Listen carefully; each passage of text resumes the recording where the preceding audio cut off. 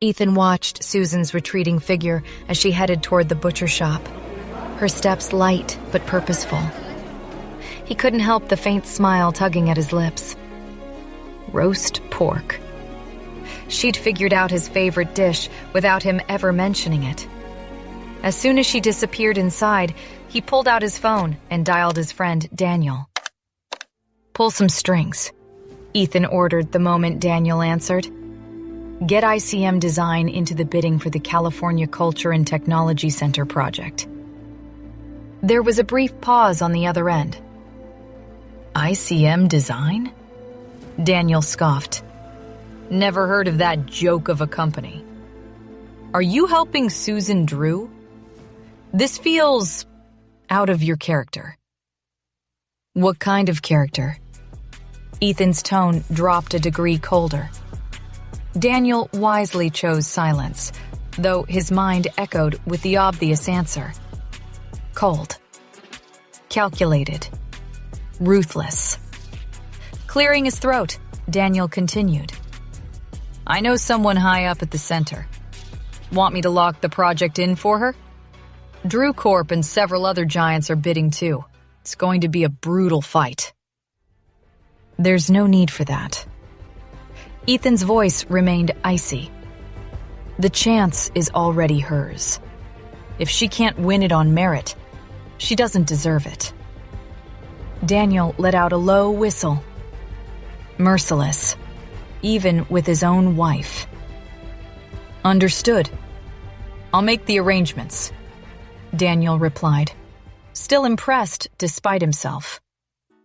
A few minutes later, Susan returned, holding a bag of streaky pork. "It's sorted," Ethan said casually, as though he hadn't just altered the course of her career with a single phone call. She blinked, surprised. Was that all it took? This man was far more powerful than she'd imagined. "Thank you," she said sincerely. The corners of his mouth twitched into a faint smile. "Let's head home. For roast pork." A look of mock surprise crossed her face.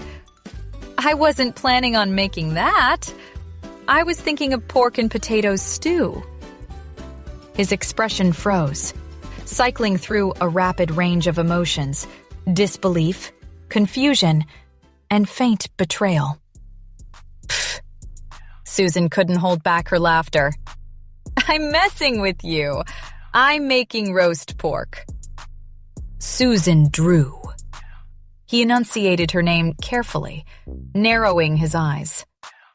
This woman, how dare she tease him after he'd shown a sliver of kindness?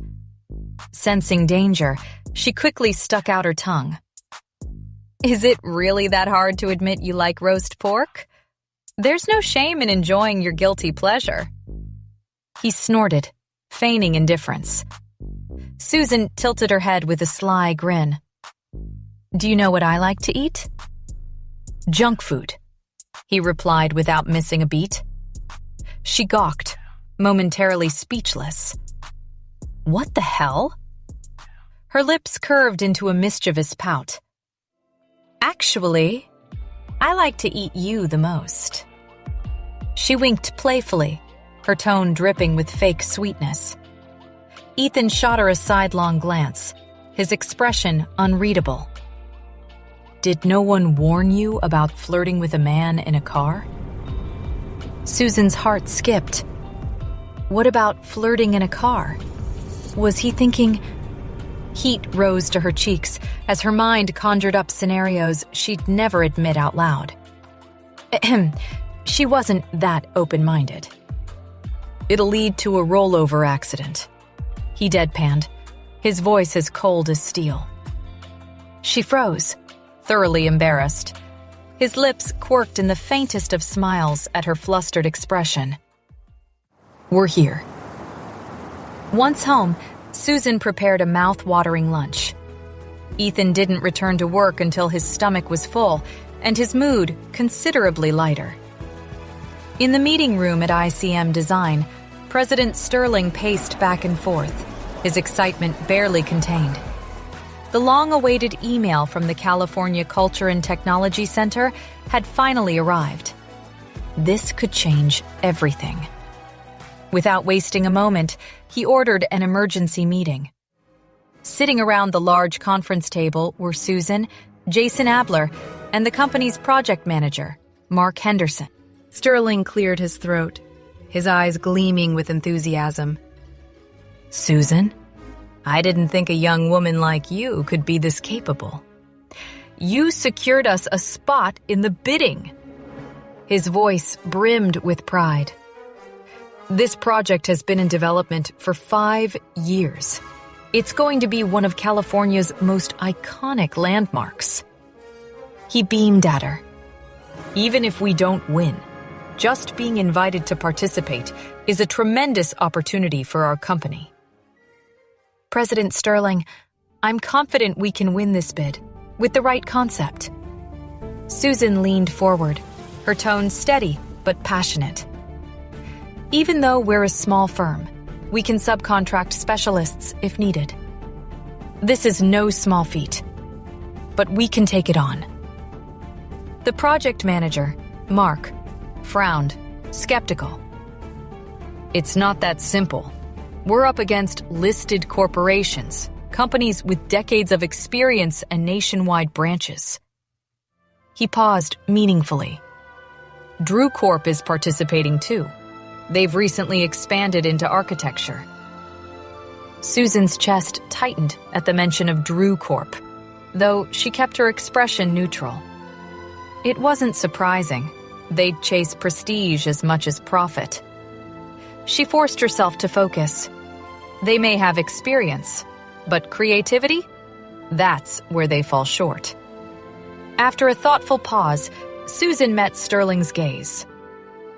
President Sterling, we shouldn't hold back because of competition. Her voice gained intensity.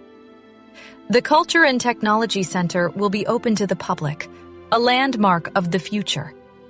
We should merge cultural heritage with cutting-edge technology, creating a design that offers visitors a unique, immersive experience.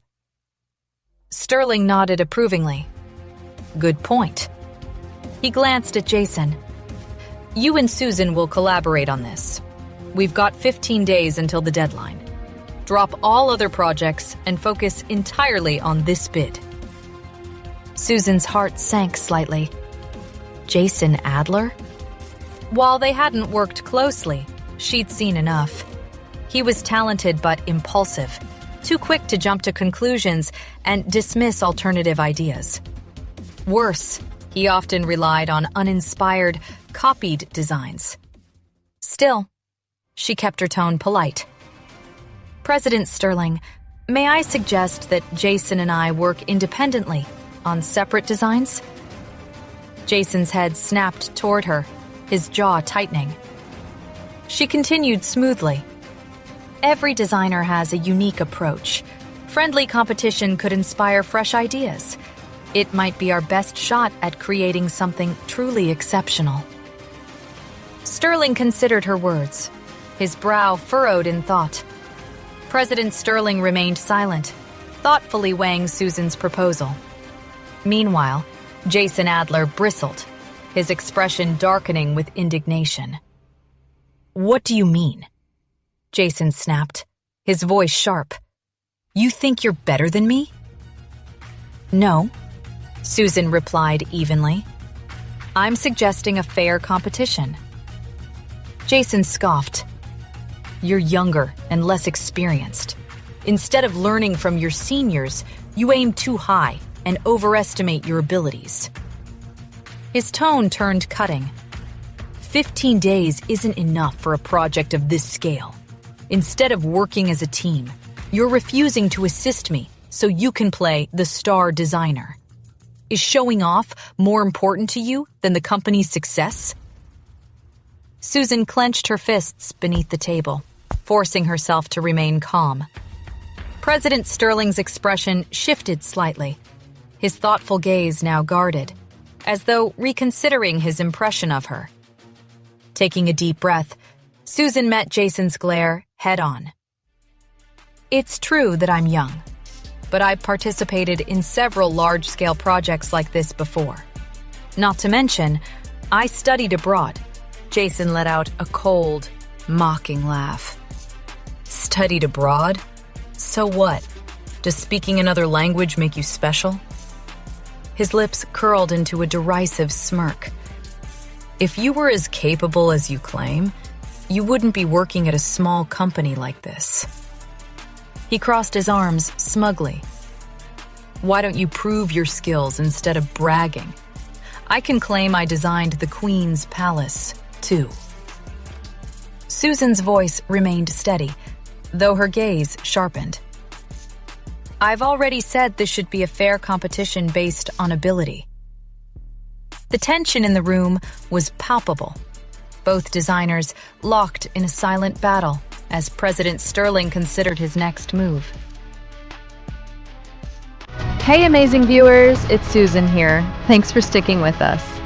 By the time of the release of this video, only 11% of our viewers have joined the party by subscribing, and 89% of you might miss out on our next mind-blowing video. So, what are you waiting for?